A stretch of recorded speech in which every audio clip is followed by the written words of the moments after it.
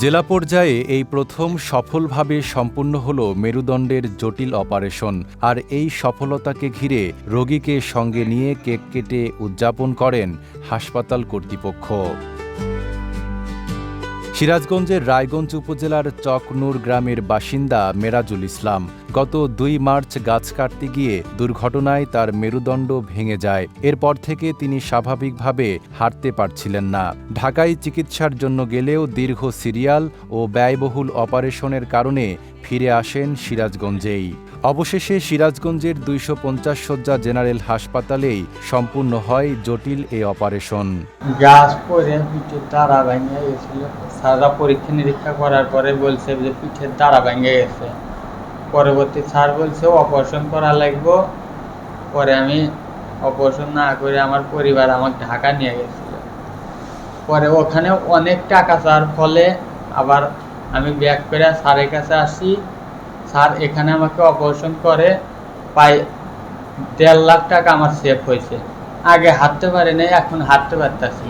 কম খরচে এমন উন্নত চিকিৎসা পেয়ে সন্তুষ্ট মেরাজুল ইসলামের পরিবার। আমার সামর্থ্য নাই, আমি পারি নাই, অসহায় দেখ আমি ঘুরে আবার পুনরায় স্যারের কাছেই আসি। স্যার আবার আমার ছেলে অপারেশন করছে, এখন ছেলে সুস্থ। আগের ছেলে উঠপারও পার নাই, বসবার পার নাই, চিক্কুর পারছে। এখন ছেলে মোটামুটি এখন হাঁটতে পারে।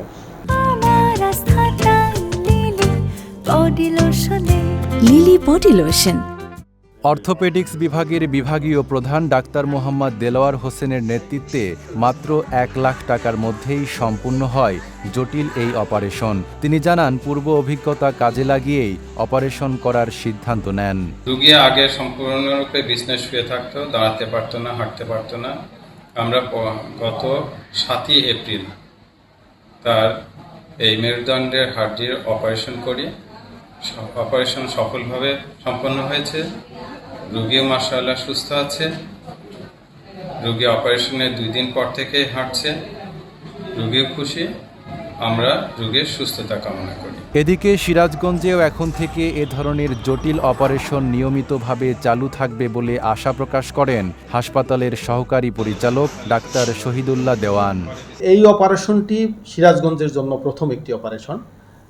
এই জন্য আমি আমাদের অর্থোপেডিক সার্জারি বিভাগকে ধন্যবাদ জানাচ্ছি এবং আমরা আশা করছি যে আমরা যদি এর যে অপারেশনটা হলো এই অপারেশনগুলোর আমরা যদি সুষ্ঠুভাবে ম্যানেজমেন্ট করতে পারি, ভবিষ্যতেও এই অপারেশনগুলো চলমান থাকবে এই আশাবাদ ব্যক্ত করছি। স্বল্প খরচে জেলা পর্যায়ে জটিল অপারেশন সেবা নিশ্চিত হওয়ায় খুশি স্থানীয়রা। চিকিৎসা খাতে এই সাফল্য নতুন সম্ভাবনার দ্বার খুলে দিয়েছে বলে মনে করছেন সংশ্লিষ্টরা। নাইম আরাবী, ঢাকা পোস্ট।